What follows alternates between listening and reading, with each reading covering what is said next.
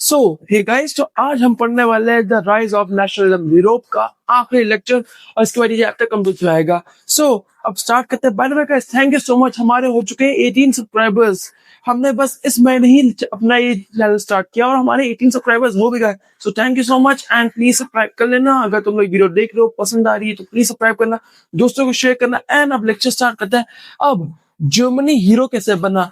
तो देखो, जर्मनी जो था वो अलग अलग स्टेट्स में बता था, आज की जर्मनी के साथ नहीं था, अब बता हुआ था।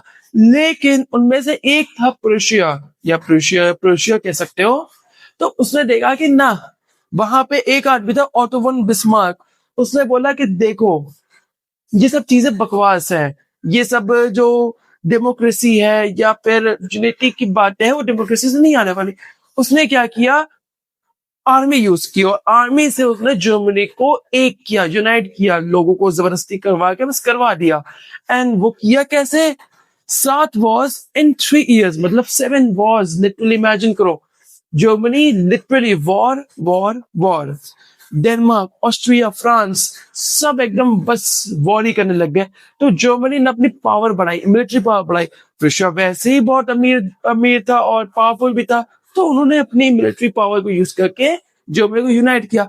अब डेमोक्रेसी से यूनाइट करने जाते तो लोगों का सुनो, ये सुनो, समझो कि अच्छा उन्हें पसंद है कि नहीं है। लोग डिसाइड करेंगे ना, हमें वो नहीं चाहिए, यूनिटी नहीं चाहिए, हमें ये लोग पसंद नहीं करना। नहीं, आर्मी यूज करो, सीरा यूनाइट करो, दैट्स इट, काम खत्म। अब इसके बाद है न्यू जर्मनी।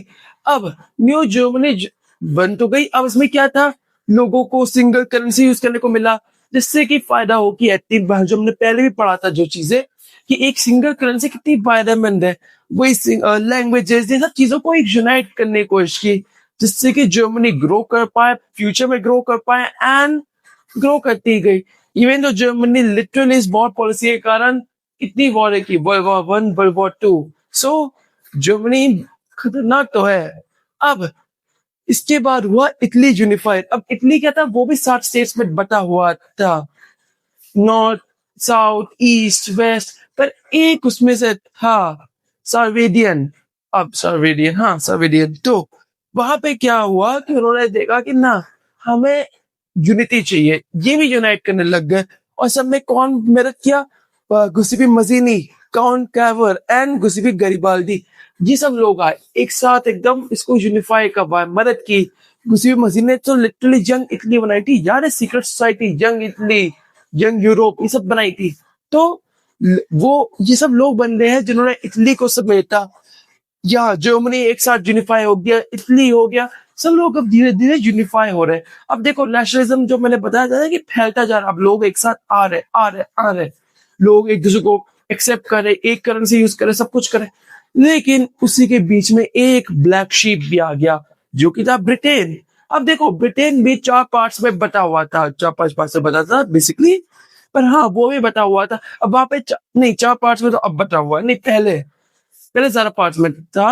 अब वहां के लोग ऐसे नहीं थे कि कोई स्कॉटिश था, कोई आयरिश था, कोई वेलिश था, कोई अपने अपने एकदम अपने अपने कल्चर में थे, अपनी लैंग्वेज, अपने कल्चर, अपने बिलीफ। अब जैसे कि कुछ लोग वहां पे वो थे, क्या कहते हैं, कैथोलिक्स थे, इंग्लैंड के लोग प्रोटेस्टेंट्स थे, तो अलग अलग बिलीफ थे। तो सिंपल बात थी, लेकिन इंग्लैंड था अमीर, पावरफुल। इसने देखा, अब बेटा हम करेंगे एक दूसरे में धप्पा और उसको अपने अंदर करेंगे। स्कॉटलैंड को किया, स्कॉटलैंड को अपने अंदर कर लिया, ठीक है, सबको एक दूसरे अंदर लेते। स्कॉटलैंड को अंदर लेने के बाद क्या हुआ? स्कॉटलैंड नहीं, वो एंटवन नहीं, स्कॉटलैंड। सो स्कॉटलैंड, अब मैं कंफ्यूज हो गया। तो स्कॉटलैंड को अपने अंदर लेने के बाद उसने बोला कि देखो बेटा, आज से अपनी लैंग्वेज भूल जाओ, अपना कल्चर भूल जाओ, ये भूल जाओ, वो भूल जाओ। वही आयरिश के साथ करने का, कोई सबके साथ करने का, क्यों? क्योंकि वो चाहता था। अब सोचो कि इंग्लैंड में क्या है, सबसे ज्यादा प्रोटेस्टेंट्स, वह दूसरे के पे क्या थे, कैथोलिक्स, उनको सप्रेस करने लगा। तो वो डोमिनेट तो कर लिया, चलो अब हम पावरफुल डोमिनेट करेंगे, हमने कब्जा कर लिया। अब तुम अपनी कल्चर भूल जाओ, हमें एक्सेप्ट करो। एक फ्लैग जो यूनियन जैक था, एक नेशनल एंथम, एक ही लैंग्वेज इंग्लिश। तो अब वो इंग्लिश लैंग्वेज को यूज करने लगा, अपनी स्कॉटिश लैंग्वेज बाहर फेंक दो, आयरिश बाहर फेंक दो, सिर्फ और सिर्फ इंग्लिश लैंग्वेज। और जानती हो इंडिया के ऊपर भी कैसे ब्रिटिशर्स ने वो बोला था, कहते हैं दावा बोला था east India company like traders के नाम पे आए थे कि हाँ हम ट्रेड करेंगे, हम अमीर बनेंगे, और उसके बाद कैसे पूरा कंट्रोल ले लिया। तो सिंपल बात थी, ये ब्रिटिश, चाहे वो पहले देख लो, चाहे आज देख लो, चाहे कभी भी देख लो, at the end of the day ये दूसरों को सप्रेस करते हैं और आज भी करते हैं। सो आज इनके चैनल्स दूसरे हैं, दूसरी हरकतों से करते हैं, लेकिन करते जरूर है। क्यों? क्योंकि इन्हें पसंद नहीं है कि दूसरा कोई बढ़े। वो चाहते हैं कि बस हम हम ही हैं, सिर्फ हम जीते हैं, हम करें। तो नहीं, ऐसा नहीं होता है। तो ये बात थी। अब इसके बाद आया तुम्हारा अगला टॉपिक, जो चैप्टर का आखिरी टॉपिक है, विजुअलाइजिंग नेशन। अब ये है क्या? तो देखो, अब नेशनलिज्म तो जाग गया, बहुत बढ़िया, एकदम देशभक्ति जाग गई, लेट्स गो, हम नेशन एक है। तुम लोग बोलोगे हम इंडियंस हैं, कोई बोलेगा हम अमेरिकन हैं, कोई बोलेगा हम फ्रांस के नागरिक हैं, और कोई बोलेगा हम यूरोप के हैं, सब लोग हैं। लेकिन अब वो ये ना फीलिंग नहीं आती है। अब उसके लिए एक विजुअलाइजेशन चाहिए था। तो आई वर्ड एलिगरी। एलिगरी क्या? तो जैसे कि इंडिया का क्या है, जैसे कि हम लोग बोलते हैं भारत माता, है ना? तो हमने क्या देखा है कि एक डिवाइन गॉडेस है जो कि बीच में एकदम खड़ी है, उसके बाद उनके हाथ में वो है, कहते हैं तिरंगा है। और जैसे तुम देखते हो अलग अलग पोस्टर्स में, वैसे जर्मनी का देखा है तुमने, फ्रांस का देखा है, सब लोग एकदम कोई रेड कैप पहने, कोई एकदम अपने कंट्री का झंडा दिए। तो सिंपल बात है, ये सब अलग अलग जो देश थे अपनी अपनी एलिगरी बनाए थे। क्यों? क्योंकि एक फीलिंग आ पाए कि हाँ हम एक देश है, हमारी एक कॉमन, एकदम हम इसे रिलेट कर सकते हैं, ये हमारे, हम सबके एक कॉमन रिलेटिव कह सकते हो, तुम ऐसे समझ सकते हो, एक कॉमन फीलिंग आए। अब जैसे जस्टिस के लिए क्या होता है कि ये आंखों पे पट्टी होती है और तराजू होता है। क्यों? क्योंकि जस्टिस में ये दिखाया जाता है कि देखो, जो वो लेडी है, जस्टिस वाली लेडी, वो आराम, मतलब कि एकदम जो उसके लिए नहीं, जो जज हो वो अपनी आंखें बंद करे, और जो फैक्ट्स, मतलब जो सुने, फैक्ट्स सुने, बस उसके लिए वो, और जो तराजू है वो ना करे, किसी की तरफ फिर ना करे, कुछ ना करे, सामने वाले को वो ना, बायस ना हो। तो सिंपल बात है, यही चीज है कि विजुलाइज करते हो। अब जो फ्रांस के लिए क्या है? मारियाना। जर्मनी के क्या है? जर्मेनिया। ये क्वेश्चन तुम्हारे एग्जाम में पक्का आ सकता है, और देख के रख लेना, ये आएगा ही आएगा। स्कूल के एग्जाम में, किसी टर्म के एग्जाम में, फाइनल एग्जाम में, प्री बोर्ड्स में, या फिर बोर्ड्स में, पर आएगा जरूर। इमेज दे सकते हैं, कुछ ना कुछ दे सकते हैं, ये पूछ लेंगे कहाँ का है, बताओ। तो इमेजेस ध्यान रखना पूरी तरीके से, एकदम दिमाग में ध्यान रखना, ये नहीं कि मिक्स मैच करना। और अब इतनी नेशनलिज्म क्या अच्छी बात है? हाँ भी और नहीं भी। अब नेशनलिज्म खतरनाक हो गया था, जो कि आखिरी टॉपिक है लैब चैप्टर का पूरा। अब इसके बाद चैप्टर कंप्लीट। अब नेशनलिज्म कितना डेंजरस बना कैसे, वो बात जानेंगे। तो सबसे पहली बात, नेशनलिज्म डेंजरस बनने के सिंपल एक ही रीजन था, वो था कि लोगों के अंदर ये भावना आ गई कि हमारी कंट्री बेस्ट, बस सिंपल, हमारी कंट्री बेस्ट, हम लीडर है, हम ये है, वो है, और बस एक दूसरे पे हमला कर दिया।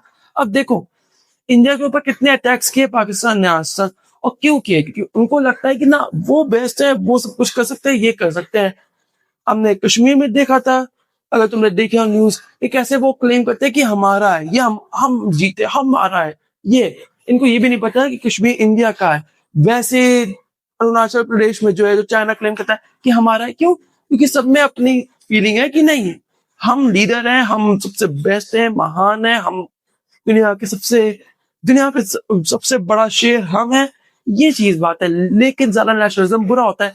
क्यों? क्योंकि वो तुम्हें हो सकता है कि गलत रास्ते पे भी ले जाए। अब लोग लड़ने में एकदम, किसी ने कुछ बोल दिया और तुमने बोला कि तुम्हें पसंद नहीं आया, तुमने बोला कि नहीं मैं बड़ा देशभक्त हूँ, ये ले मार दिया, तो वो भी गलत है। इसलिए नेशनलिज्म अच्छी बात है, बी नेशनलिस्ट, पर ज्यादा एक्सट्रीमिस्ट नहीं। तो कंट्रोल में रहो, लिमिट में रहो, वही बात है। और इसी के साथ ये लेक्चर कंप्लीट होता है। सो या दैट्स इट। और कोई तुम लोग को वीडियो पसंद आई होगी, एंड इसी के साथ ये लेक्चर कंप्लीट होता है। अब कल से मैं तुम लोग को क्या पढ़ा सकता हूँ? इंग्लिश पढ़ा सकते हैं, लेकिन अगर मैंने लूसीफर मान गया, अगर हुआ तो कल मैथ्स की वीडियो आएगी, और मैथ्स की वीडियो आएगी तो मैं कोई अच्छा टॉपिक की चैप्टर लूंगा। ट्रिग्नोमेट्री या अरिथमेटिक प्रोग्रेशन या फिर कोई भी अच्छा जाता, पर हाँ ये बात थी और इसी के साथ लेक्चर कंप्लीट होता है। So yes, you are on in next video, they can good bye, और अपना डे एंजॉय करना और चैनल को सब्सक्राइब करना मत भूलना।